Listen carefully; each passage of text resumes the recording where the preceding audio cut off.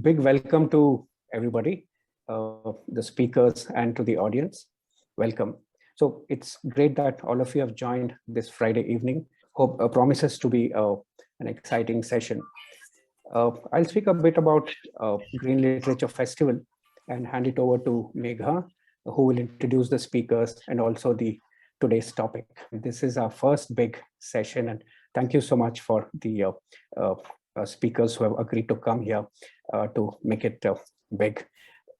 Just a bit about what really we want to achieve out of Green Literature Festival. So we want to offer a new and vibrant space for refreshing and deeper conversations on everything that matters to India's ecology.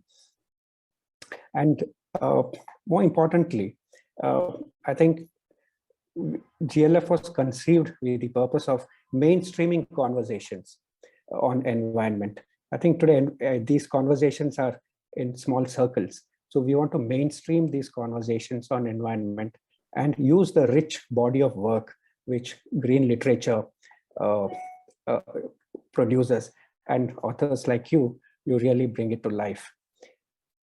Today we have more articles and books on environment and climate change, but we don't get to see many discussions around them.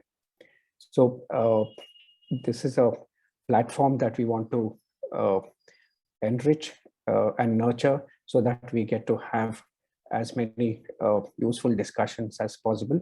Just concluding here.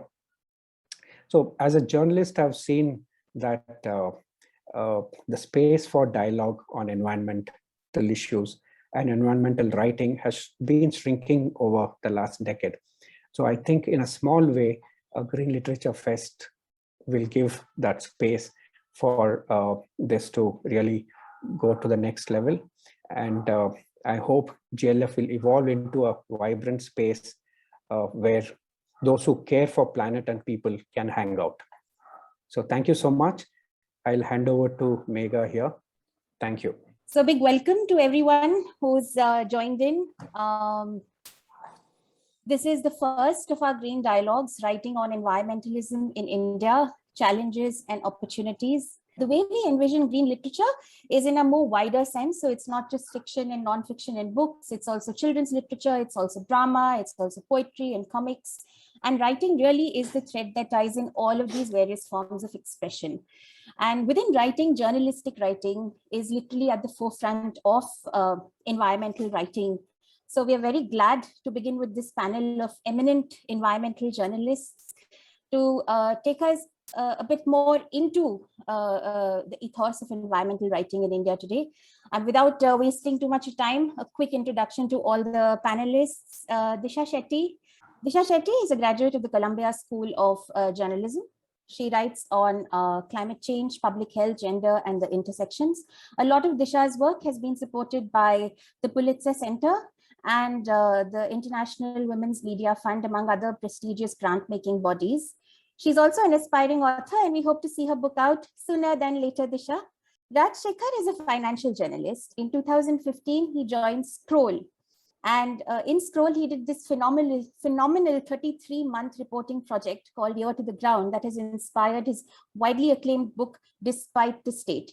This book and the series, the award-winning series, takes readers through 6 states in India and what really goes on in the ground, self-seeking politics, mindless, often rapacious development, social injustice, and how people really cope with all of that. So for anyone who is seeking larger context to what's really happening and what's being reported in the news today, I think this is a great read. So Bahar needs little introduction. She's one of the most famous voices we have on the environment today. Bahar is a conservation biologist, and a lot of her work is focused on biodiversity. She's a former environment editor at CNN News 18. She's won 12 national and international awards. And she's the author of the books Green Wars, Dispatches from a Vanishing World, published by HarperCollins in 2014. And more recently, the award-winning book Rewilding India's Experiments on Saving Nature, published by Oxford University Press in 2019. Then we have Joydeep Gupta. Joydeep is a veteran environmental journalist. He is the South Asia Director of the Third Pole, which is an invaluable resource for anyone interested in the Himalayan ecosystem and all the rivers originating there. He's also the India coordinator of the Internews Earth Journalism Network that supports writing on the environment in developing countries. So those are both excellent resources. And if you haven't already checked them out, please check them up online. Joydeep also mentors and trains environmental journalists and teachers at the O.P. Jindal University. I think that is the introduction to all our panelists. Thank you, Megha. Thank you, Benedict. And hello, everyone. Welcome to this interesting, shall we call it an autopsy of environmental writing? Okay, I will not be a cynic today. I will not call it an autopsy. But what I would, when Megha first rang me up and said, hey, will you moderate this panel on green literature? I asked her to define green literature. I said, are you talking of fiction, non-fiction, journalism? If journalism, what? Long form, short form, TV, print, web. And her answer was everything. So that sort of puts me into a bit of a dilemma. But the good thing is that it's become easier for me to focus because the panelists are all journalists. So that helps us. So I think we are probably better off today to discuss writing, reporting on environmental issues as journalists, as for mass media or specialized media or some form of media. And the very interesting and very wide area of cli-fi, climate fiction, or environment fiction, perhaps we should leave for another day, as Benedict has promised, that this is definitely just the start. So if everybody agrees, I think it may make sense to focus on environmental journalism. Having said that, and Megha has quite correctly identified me as a dinosaur, and she has said that I've been in this game for far too long. But let me ask Bahar, what do you think was the big trigger event in independent India that really gave a fillip to reporting on the environment? Ooh, tough one, Joydeep, and you chose me for it. Okay, I just firstly like to, I'm really excited to do this because I'm so excited by my fellow panelists. And that includes you as well, Joydeep. You're calling yourself a dinosaur, but you know that, not only have you mentored a lot of us, but you've always been the go-to person. I remember even at the UN COPs, we used to come to you and ask you for advice. And Rajshekhar, though I can't see him right now, but it's just lovely with Disha and all of you to be here. But to answer your question, I don't know in independent India, because I'm a child of the 80s and the 90s. So I came in much later. But I've seen, I also come from a family of journalists. So I've seen that when my mother's time, it was again a beat which was not thought of as very mainstream. And I think those silos of journalism continue till today. You still, like Benedict said, that, it still hasn't got the space that it deserves. We'll come to that later because I feel that actually there's been an explosion of writing on nature. If you ask me, it just depends which platform you're on. If you're on social media, it seems like every second person is writing on nature right now. Nature, environment, ecology, and I think related to that, even the economy. But the single biggest event, I would say, to the best of my memory, is the Bhopal gas tragedy. And I think it ties in all the issues, the dichotomy between environment and economy, as we've been, traditionally taught, the humans versus the environment. So all the dichotomies, I think, come together in this one story. And I wish we would talk about this story more often, because I think the next generation of environment journalists need to know more about it. So I'll stop here. Those are just my opening comments, and happy to take more questions. Thanks, Bahar. Actually, you have very successfully, and I'm very glad that you have confirmed my dinosaur credentials, because I covered the Bhopal gas tragedy for this. Right. Yeah. And it is something that definitely needs more discussion today. Yes. If I was asked this question, I would have said Chipko in the 70s. And actually, that takes me to my question for Rajshekhar. These 6 states on which your book is based, or from which you did all the so much reportage. What kind of environmental writing history did you find there? And was Uttarakhand one of them? No, Uttarakhand wasn't one of. Can you hear me? First of all, yes, we can hear you. Okay, so a couple of things. One, I'm very glad to be here. Two, as a person who likes reading on evolution, Joydeep, dinosaurs and trilobites were the acme of evolution on this country. So I think you are in a good place. If you want to call yourself a dinosaur, I don't think that's what Megha said. Okay, so you don't get wriggle room there. Thank you very much. Okay. Uttarakhand, no, it wasn't one of my states. I had Mizoram, Manipur, Orissa, Bihar, Tamil Nadu, Punjab, and Gujarat. Environmental history writing on India. Do you remember reading this book called The World's First Anti-Dam Movement? Yes. I mean, these are questions that go a long way, right? I mean, do we talk about that? There's a new Chipko book that I haven't read yet. But a long time back, I was reading Meghatootam. If you're a geek, the first thing that strikes you is that Kalidasa knew the ecology and geography of India, of North India, really well. So if you start asking me for environmental histories on India, I've read a few, and therefore I'm blanking out on all of them right now. I'm sure the answer will come to me at some point, roughly 15 minutes after this session is over. I mean, if you start thinking of it regionally, right? We know that the Sundarbans have spawned a bunch, encompassing fiction and non-fiction. You ask me about history on China, and I have those names much more readily at hand. Okay, let me ask Disha a simpler question on the same subject. Disha, do you remember the work and the NGO work and the writing on the Silent Valley? So firstly, thank you for having me on this webinar. And I'm actually a much like recent entrant into the space. And my entry to environment writing is from public health. And so in that sense, a lot of my perspective wouldn't be purely environmental. For instance, I started writing about environment more from how our changing climate patterns affecting disease patterns, for instance, or how is climate change affecting maternal health.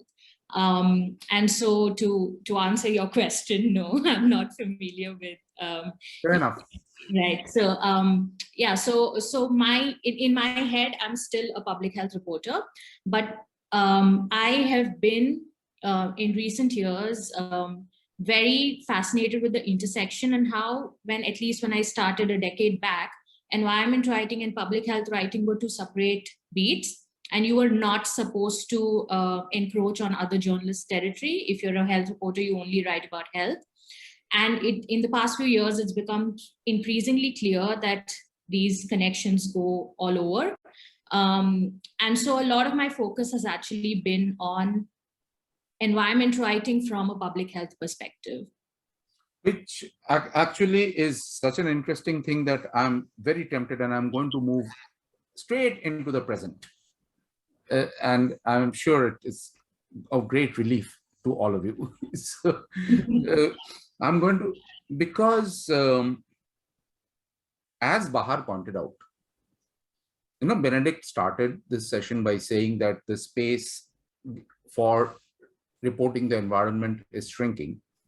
But as Bahar pointed out, it has recently exploded. And if it has recently exploded, to my mind at least, it is because this connect that Disha talks about and which she has reported on extensively, and therefore she should be really congratulated on bringing this to public attention, is this connect between the environmental degradation and human health.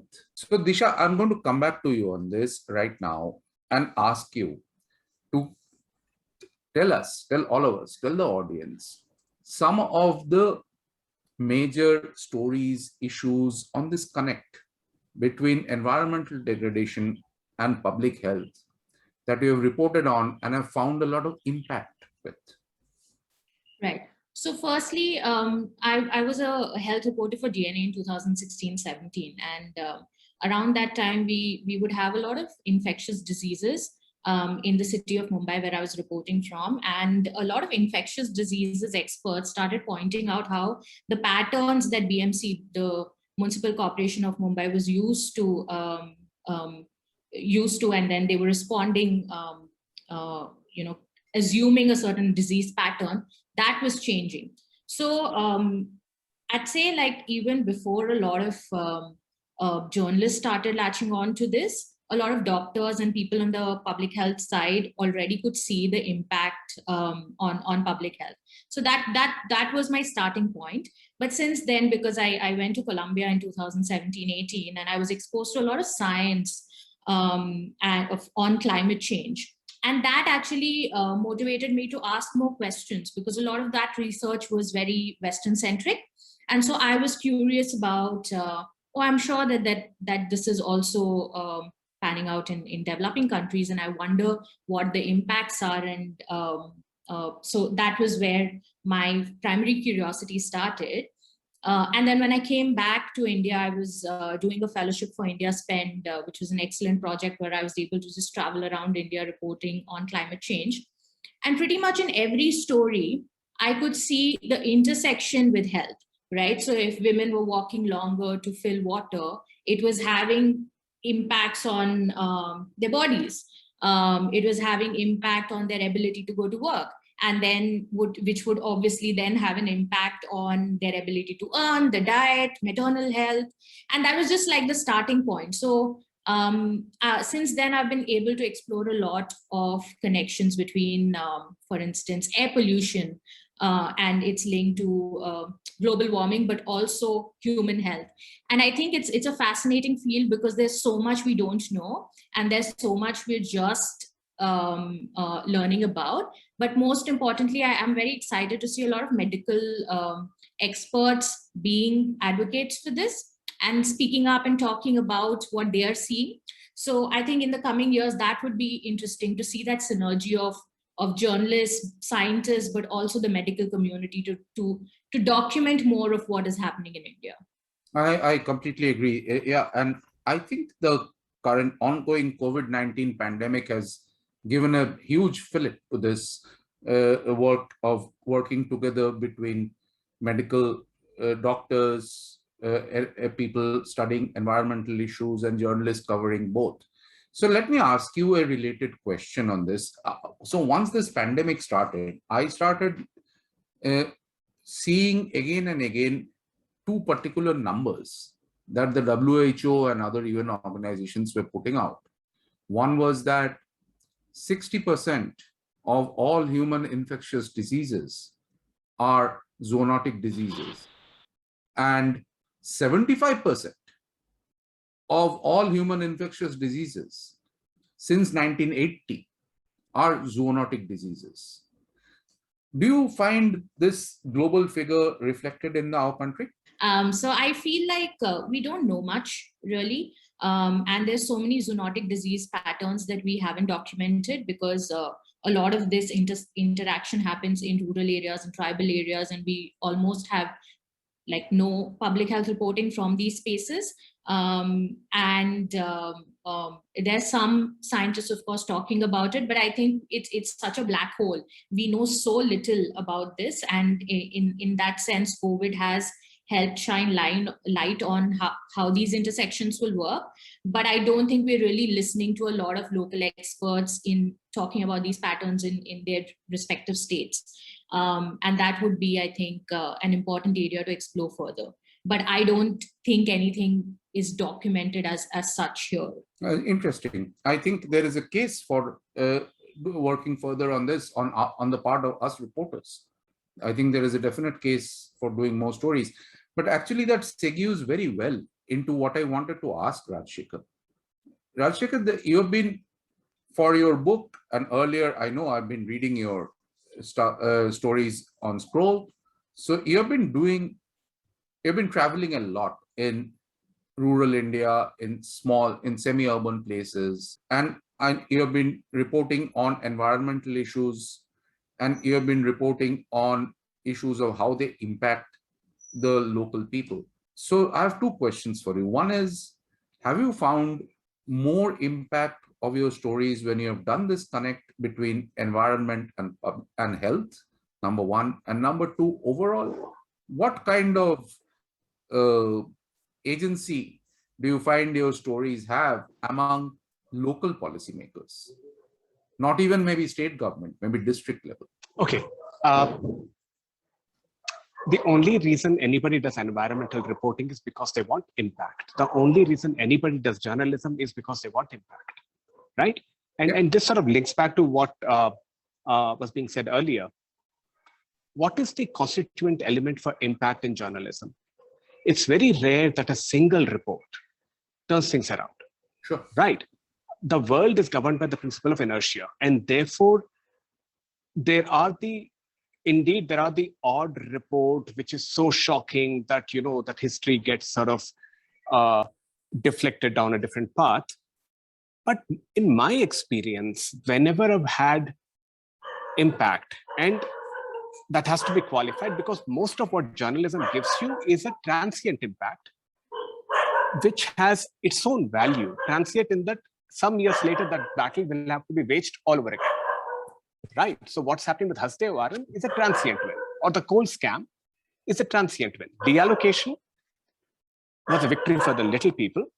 Thereafter, you have the government doing an auction, and that battle for Hasdeo and everything starts all over again.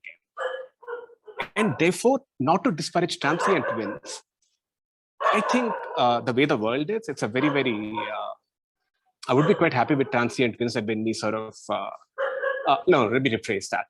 Given how continuous these national and transnational processes are acting on the environment, I think every generation will have to fight these battles over and over again. And therefore, most of what journalism will give us is a transient win, point one. Point two, almost necessary factor for even a transient win is a series of reports. One report doesn't hack it. And then the question is, how many newsrooms do we have in this country which are willing to have a series of reports on an issue chasing? It's like this, right? Every question we answer gives rise to 3 more questions, and every article we write gives birth to 3 more articles, story ideas at least. It's only when that we keep tracking this. The measure of journalism is it equal to the processes it seeks to challenge? Or is it better than the processes it seeks to challenge? If it is not, we will keep writing, but nothing will change. If we are equal to it or better than it, there's a chance. But what I found in Ear to the Ground, and then what I found while writing on the coal scam for Economic Times, is that it took me over a year to even reach that point where I was starting to become mildly insightful and starting to understand what was going on. The catch is that this is actually a problem of how knowledge is created. I come in blank into the coal scam. 100% of the first report I write is new information for me. That is not to say that the subjects or the perpetrators did not know any of it. For them, it is such basic information that they are not threatened by it. I have to work. All of us have to work till we sort of get to a point where what is news? Is news only information that is new for me? Or is it information that the others don't want to be made public? How long does it take me to get to that point where I'm actually asking those questions? That's a non-trivial amount of time. And till we get there, we won't have impact. We might be thinking that we are doing this bang-up job of journalism, but impact is a more hoped for than glimpsed? So now you'll have to repeat your question. I wanted to get this off my chest. No, you are right. I completely agree with you.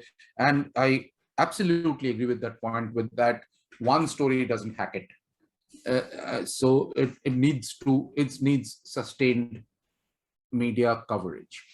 I was asking a slightly more specific question about when you were doing stories from underreported areas. Did you find the connect between environmental degradation and public health a compelling argument for local policymakers or any policymaker? Not really. Interesting. And I'll tell you why. Okay, and this is again contextual.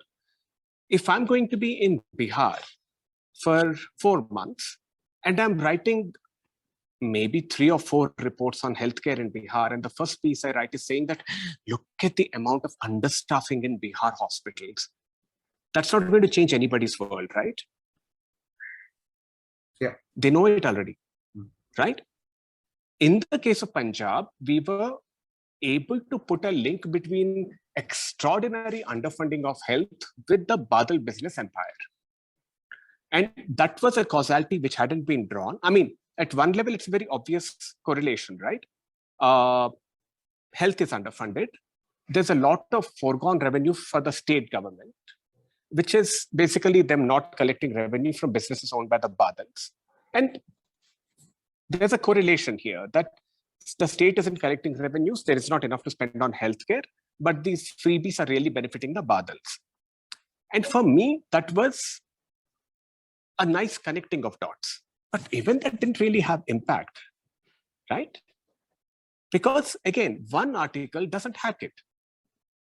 If you're going to be, I think in Bihar, the problem I was running into is that as a paratrooper into that state or a parachute artist, I wasn't really telling I was finding stuff new to me, but not to the locals.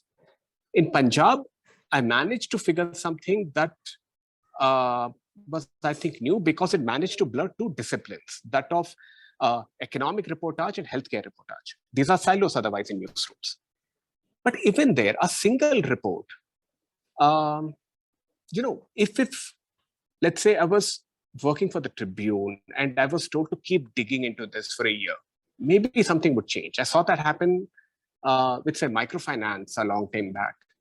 But a single report doesn't hack it in that sense. And I always find that the question is, are we asking a question that we are trying to understand, or are we asking a question that the locals want to understand? Yeah, important point.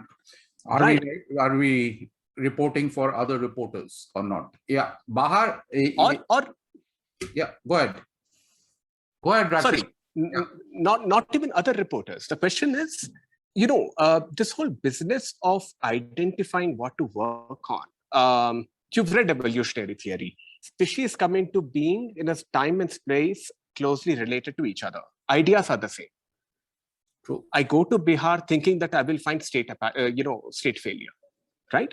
Too often we go in with, given the pressure of deadlines, given the frameworks we carry, we create our own. We have a surmise of what the story is going to be.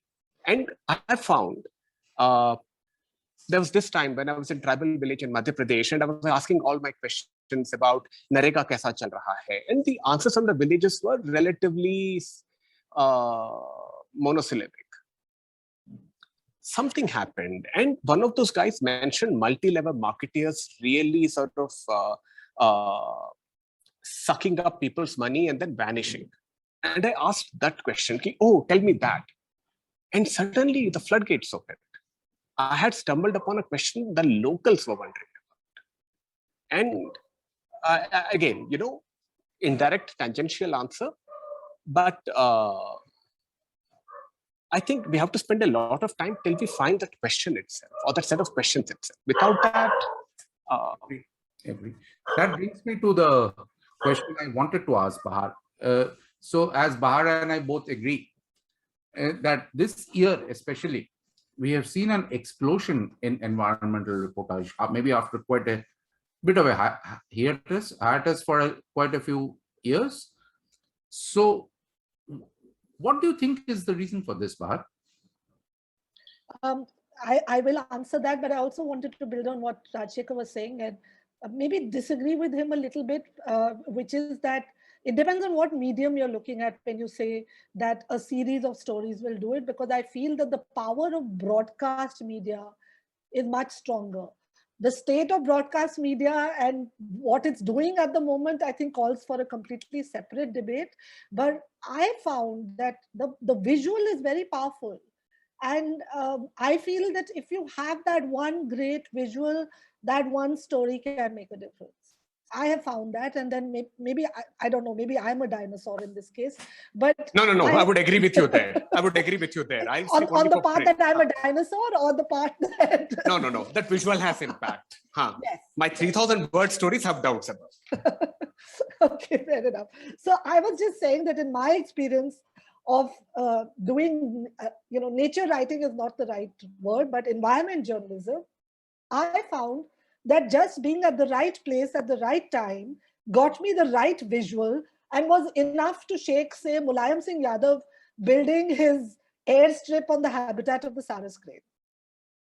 And what did I do? I happened to be there when he had come to Etawah on that day. And honestly, that was my first story. And looking back, I think that I was a little bit naive in the way I was questioning him. But I actually asked him, I said, well, what do you think of the Saras crane? And I thought that he was going to just explode because no politician had ever been asked about a Saras crane. So, he just looked like a little bit flummoxed. Anyway, so yes, so I do feel that in broadcast journalism, and if you're doing environment journalism, one visual can make that impact. And I've seen that happen, whether it's in terms of illegal mining in Goa or finding, Mulayam Singh Yadav's men trying to shoo away the Saras crane before a judicial body is to arrive there so that there's no evidence of the crane in that habitat. So I think broadcast dynamics work differently. Now, sorry, would you mind repeating? You're saying that there's been an explosion of writing on nature. I think yes. I sometimes like to think that the reason for that is also linked to our disconnect with nature. That I think we've had a series of, we've had, I would say, one generation of people who have been so disconnected with nature. They found something missing, and now I feel we're kind of going back full circle. And while that's a great thing, I think the question which you didn't ask me, Joydeep, which you were kind of hinting at is, does that make a difference? Does that help our cause? And I would say, while it's great that so many people are writing, there's stuff on social media, there's World Photography Day where we're sharing pictures of all these wild animals, lovely, great. But how is that, as Rajshekhar was saying, changing things on the ground? And I find that impact missing. And I find that impact missing because I feel that we're not asking the tough questions anymore. I do feel that we're very happy to share these, nice, pretty pictures and whatever, and we're very happy to put it on our Instagram. But where are the tough questions? Where are those? Where is that reportage which is questioning governments? And again, one can place it in the larger political scenario in which we are currently, where people feel scared to speak up. So while I'm hopeful that it's great nature writing is picking up, what worries me is writing in silos, which is that this is environmental writing, so I'm not going to read it. So what concerns me is the mainstreaming of it. So even when I've written a book, say, which sounds very technical, rewilding in India, I was really just asking, how do you go about restoring nature? That was my simple question. And so I traveled to, 10 places around the world, not around the world, sorry, around the country. And I looked at how do we restore nature? My first book was just, the backstory to my reportage. But again, it was about how do we make, say, a student in economics pick up this book and say, I want to read it. So mainstreaming, I think, is very important, and I don't think we're addressing it enough. Which actually is such an both interesting, important, and a point that has been made in the Q&A box. So I am going to come back to you on this right now, Bahar, because you are also teaching journalism students. I'm there as a visiting faculty, just teaching environment journalism to some undergrads. So what do you find? I mean, what's changing? What's new? Is anything changing? The good news is things are changing. When I started off reporting, again, to sound like a dinosaur, I feel that the interest wasn't there. It was a much tougher job in the newsroom to say, I have got an environment story, can you play it in the 9 p.m. bulletin? It was a very big challenge to get those stories through. They would play at 2 in the afternoon when nobody was watching television. But I told my editor that you have to carry my stories at 9 p.m. and they would be packaged in a way, they would be political stories. They're political hard-hitting stories, which must go in primetime news. And I do feel that I think years of reporting on these issues, I do think as environment journalists out there, and as Rajshekhar said, it's not just one of us, it's many of us. I do think we can give ourselves a silent pat on the back that we must have done something right, that there is an interest now in these issues. It's not just because, people are going out and observing nature more. I think more people are realizing they're seeing their world around them. They're seeing air pollution. They're seeing pandemics. They're realizing the linkages. So the good news is that, yes, more people are writing on this subject. So I think that there's also a question from the participants about, how do you go about it? How do you start? And I'd say start where you are. Write blogs. Social media has kind of taken away the editor. So, write about nature and it'll get picked up. And it is definitely, I think people who write on nature are noticed. You do stand out. So that would be my advice. Yeah, I agree with you, Bahar, and I'm very encouragingly finding the same with this new batch this year, Yes. Which has been around for just 1 week now. Yeah, I have 30 students right now in my class, and they all said we're interested. So I teach the narrative on climate change. How does the media deal with it? I teach a course on that. And I find more and more students are coming to class because it interests them. They want to know more about climate change. So things are changing. Big things are changing. And that actually, to my mind, is one of the major reasons. We have had, over the last 1 or 2 years, such a series of disasters in our country. Such a series of complete disasters which have hit not only the poor, not only the marginalized, not only the people who are underreported, but the so-called elite English-speaking audience. Starting with waterlogged Mumbai, which actually gets far more coverage than any other waterlogged parts of this country. Many more people live in flooded Assam and flooded Bihar and suffer far more and get far less news space than waterlogged Mumbai does. But because that's where a lot of the media audiences are, I think we are getting a lot more coverage of what's going on. And there's this there are a whole series of disasters. I mean, the fact that a cyclone hit Kolkata.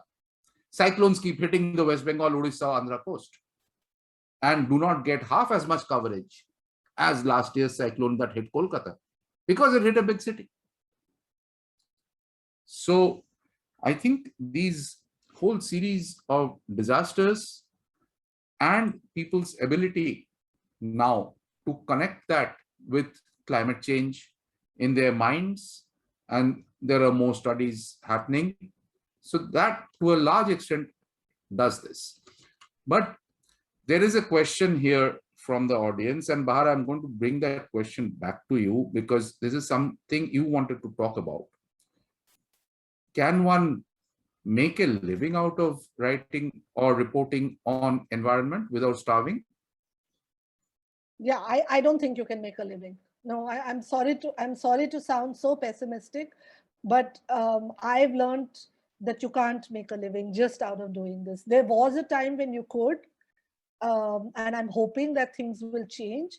But I think it's also related to the crisis in journalism at the moment. There are too many people who have lost their jobs, not just environment journalists. The journalism itself is going through a churn. So my advice would be that don't think you can, and not just journalism. I'd like to also speak about publishing, say writing a book, because everybody, they say every journalist has somewhere a book hidden inside them and they want to write a book. And so I don't think you can live off writing books and hoping that you'll become, I don't know, Chetan Bhagat overnight. And publishers recognize that. And I've written about this in the past, that even when you go to all these festivals, while this is an exclusive festival we're at right now, when you go to the large festivals, you will have your little corner in some little classroom, and there'll be like this main hall where all the big guys will be speaking.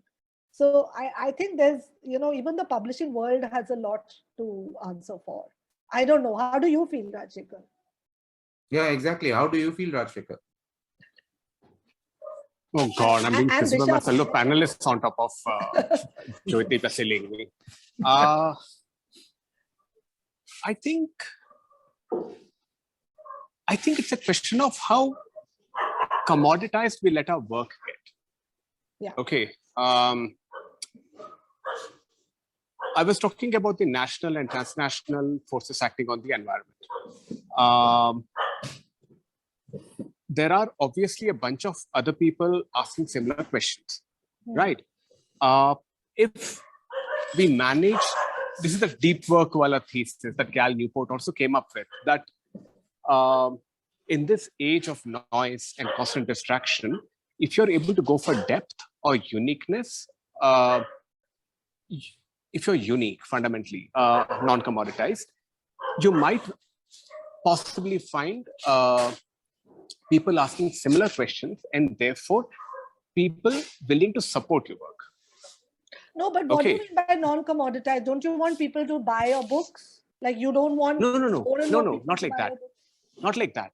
What I'm saying is, let's say I'm writing on the coal scam, right? And I'm doing the usual thing of talking to CBI officials and talking to coal ministry officials and saying ki aaj ye hua tha. That's commoditized, because I know that the next day everybody else will have the same story. It is, and we see that a lot of reportage is commoditized in this sense, that it's incrementally different from what the others are producing. That is the lot which is really struggling right now to get jobs, because the beat structure saps them off this distinctive edge that a reporter would come up with. Yes. And now when we are thrown out on our own and said, ki, go fend for yourself. Yeah. We have to then sort of make our work distinctive. And that's not opinion. It's finding the questions that we want to ask and chasing them. Because in a world this intricate and large, there will always be people asking similar questions. And that then becomes a peer group and the support group. And also the loss of reporting, in the sense that it costs money to go to places and do ground reports. Yeah, it does. It definitely does. Let me take this question to Disha, because she is a freelancer. So Disha, can you make a living? Yeah, I was actually going to say that I disagree a little with Bahar there, because I've been in journalism for 10 years. And in the first few years where I worked for mainstream established big media houses, including a television channel, I actually entered the space at a time when pretty much there was no environment and health reporting happening, because I entered with this whole idea that I wanted to do health on television. And then I discovered that it was only political news or sports that would make it. And I have found independent media space extremely liberating. In the early part of like the first 5 years of my career, almost all my editors and senior editors told me that you have to get out of this idea that you want to write about health if you want to survive. Yeah. And I call me an idealist, and I have 2 postgraduate degrees, and I've paid for both myself and through journalism is what I do full time. I think that there is a lot of support that journalists are getting in the past 2-3 years versus when in the first, like part of this decade, in the earlier part, or sorry, we're in 2021 now, but I'm talking about, 2011 to 15. That experience of mine was very different from what it has been in the past few years after the independent media landscape exploded. And I understand that there's a lot of churn that's happening. And I also understand that there are a lot of job cuts that are happening. But I think I would want to tell a young person the same thing that, the belief that I held on to, that no, you don't have to pretend to be interested in business or in political reporting if you're not. And if you want to write about health and want to write about environment, I do a lot of my reporting on grants. I've received multiple Pulitzer Center grants, IWMF grant, multiple EJN grants. It is hustle, but I thrive on it. I enjoy it. And I'm sure there'll be a lot of people who really enjoy it as well. So I feel like this is an extremely liberating time, because I was told no one would want to read about these subjects. And especially when I was reporting to senior male reporters, they'd say, get a sob story. I'm sure there's a lot of sob story in health.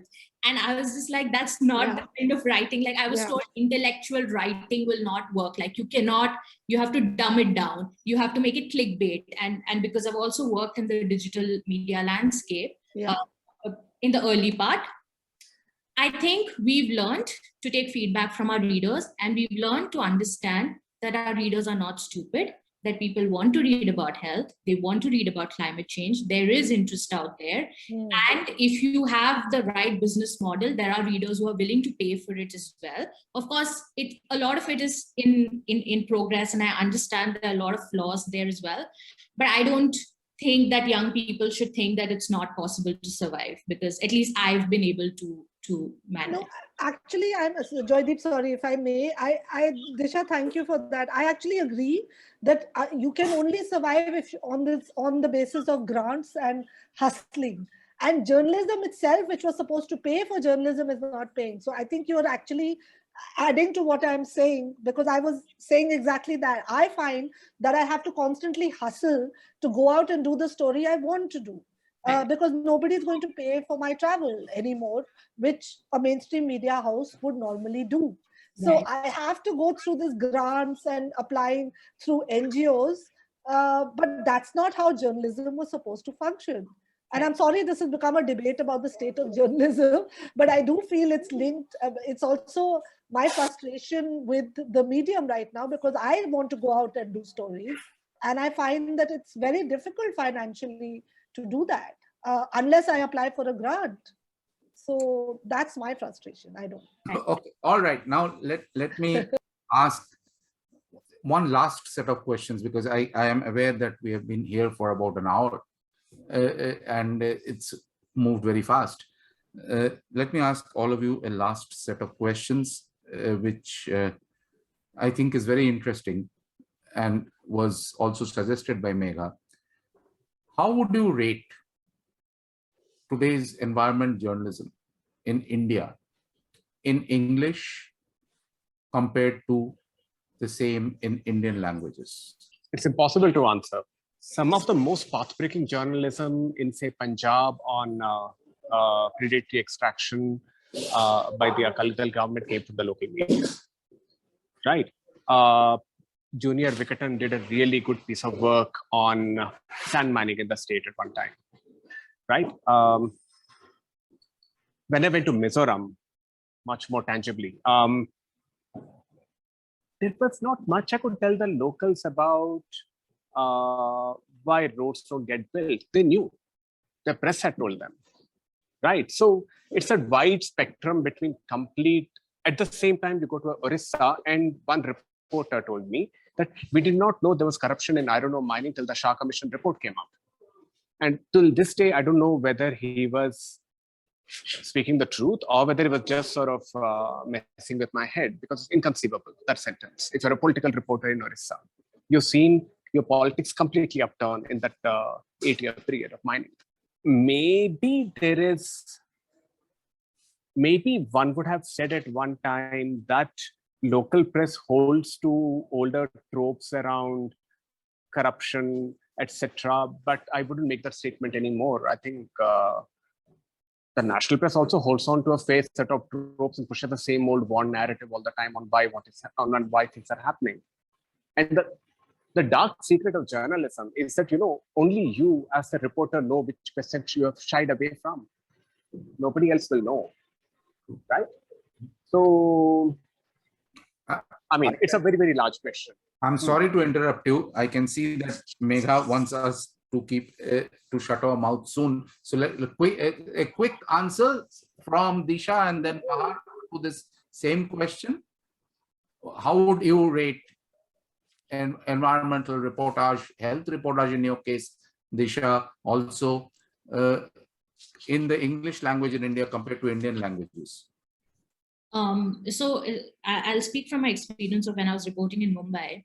I realized that a lot of Marathi and Hindi language press and the reporters writing for these publications had much more a better understanding of who their audience was and would do a lot of health reporting, I felt.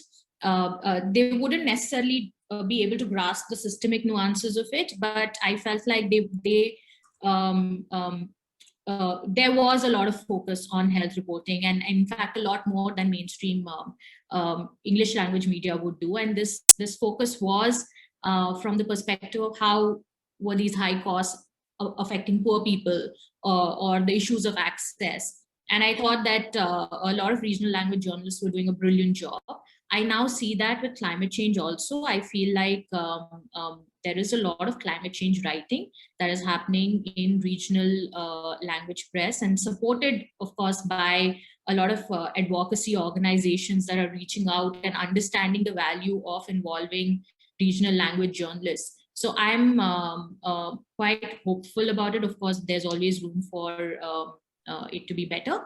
But I think with health and not so much with environment, but certainly with health, the regional language press has always been more, has always had more empathy. Okay, Pahar?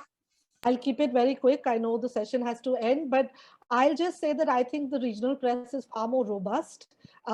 There's far more environment health reporting, as Disha said. And I can tell you that I once relied on a regional report. Someone had written a beautiful story about a fisherman who used to dip his oars into the sea to listen to the music of the fish.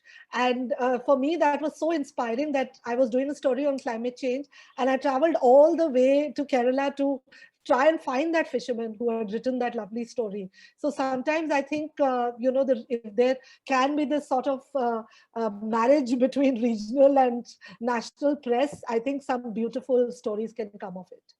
Thanks.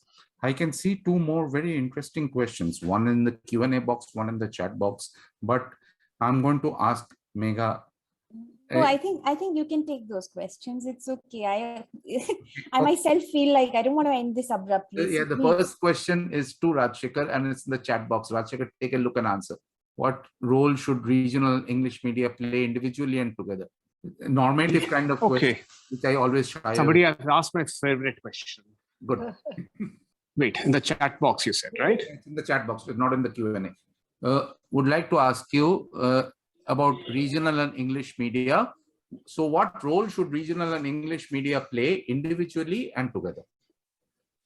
Okay, do you want the answer of an idealist? It might be impractical. Well, you whatever. It's up to you. Okay.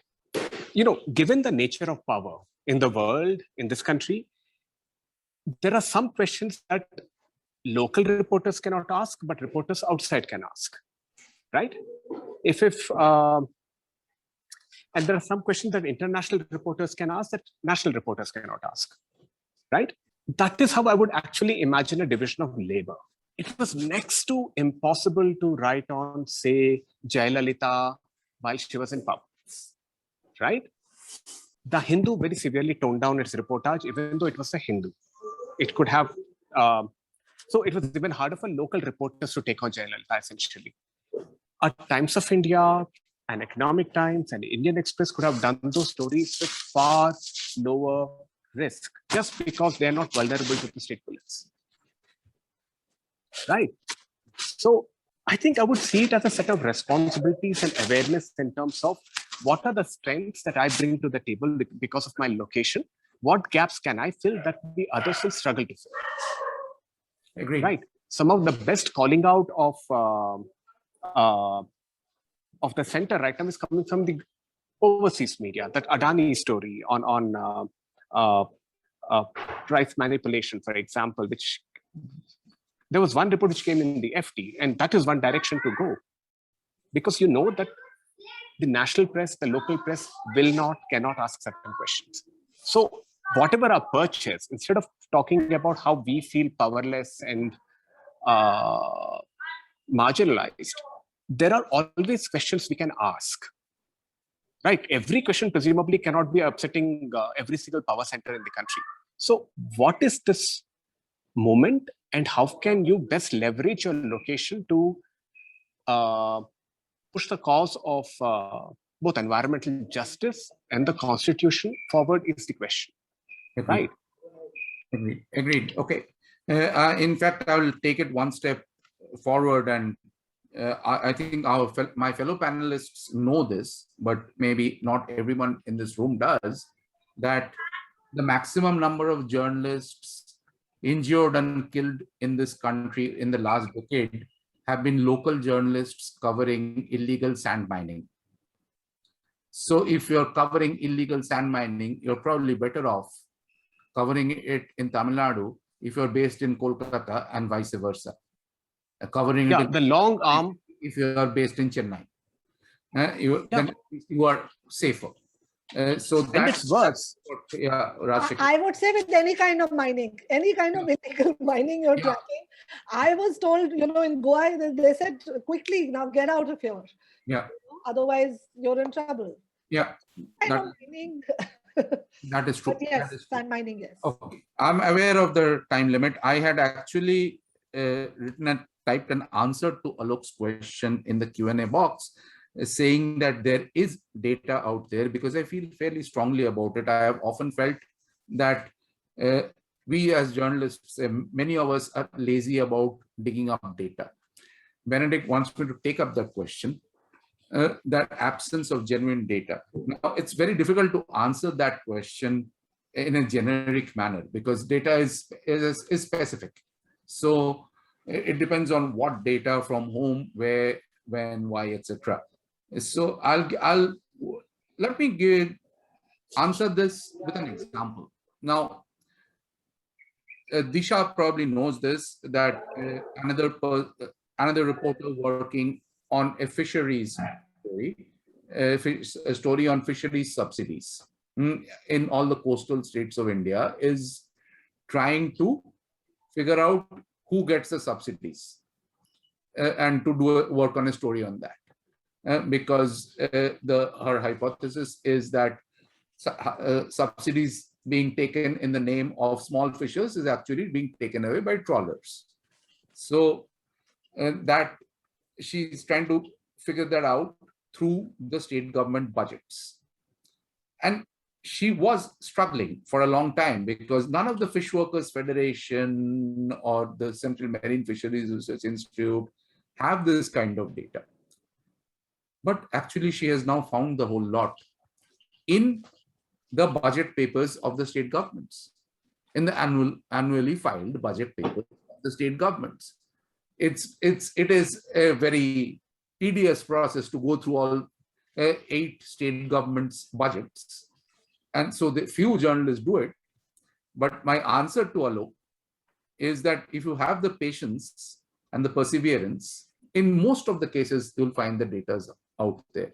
I'm not from JNU, but when I say this particular phrase, I always feel like I'm from JNU. But the core strength of journalism is what can be described as methodological heterodoxy. It lets you use any number of methodologies to try and get the numbers you're looking for. It could be an off-the-record interview. It could be something taken from an academic paper. It could be a government document. It could be field reporting. It could be rough and ready sampling. Finding answers and figuring out how to weave them into the larger argument we want to trace. We have far greater freedom to find those answers than most other professions. An academic cannot get away with doing an off-the-record interview most of the time. Or a data portal might actually just shy away from qualitative inputs. But journalism as a whole, being able to bring in a range of methodologies in service of answering that core question is actually a very powerful mode of arriving at the truth. True, I agree. Of course, I just didn't call it methodological heterodoxy because it makes you feel like a geek, but that's what it is. I agree. Okay, Disha, you want to say something? Yeah, go ahead.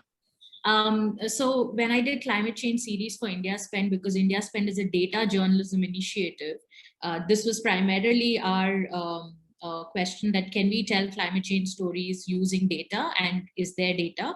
And when I started reporting, I had the assumption that data is going to be limited. But then, so a practical solution to this is sometimes your Indian institutes might not give you the data. ISC, IITs, they might say, oh, we don't maintain this data. You can actually go to an international institute. A lot of times I've gone to Columbia or Copernicus, which is the European space agency, and they tend to have a lot of data on rainfall. There are these independent projects that other scientists do that might have data on India. It might not be the data from the ground weather stations, but satellite data, but there's always that substitute data that can give you some idea. And so that is one thing I want to say, that sometimes you might not get data from your government, then you can go to countries or institutions that believe in free data access, and you could potentially get data from there. Thanks. May I add one thing to what Disha said? Which is that, one mistake that we make as reporters is looking for that one interlocutor who will explain everything to us. Right? Yeah. What she's saying is that somebody might be looking at a slightly different question, but I know what to pick up from there, which helps me answer my question. And that is the role of the reporter, to sort of put it all, to be that connecting thread between them. Agree. I mean, as young reporters, I would get flummoxed by everything people were telling me. Then I would think, which of these people sounded the most reasonable and likable to me? And that would be the narrative I would sort of zone in on. But with experience, you realize that your function is that of intelligently parsing, deducing material you're looking for. Now I'll stop. Okay, Megha, back to you. No, I'm very thankful to everyone for your inputs and for also taking out the time. I understand Joydeep and Bahar, both of you have classes that you take. I'm really glad that you took out the time. The only thing this panel is, obviously it's our first panel, so we've also got feedback on how to make it better going forward and, address some of the teething issues. But it also, I think, leaves me with so many questions. I feel like there's already another panel brewing inside my head based on some of these. And one panel really isn't enough to discuss.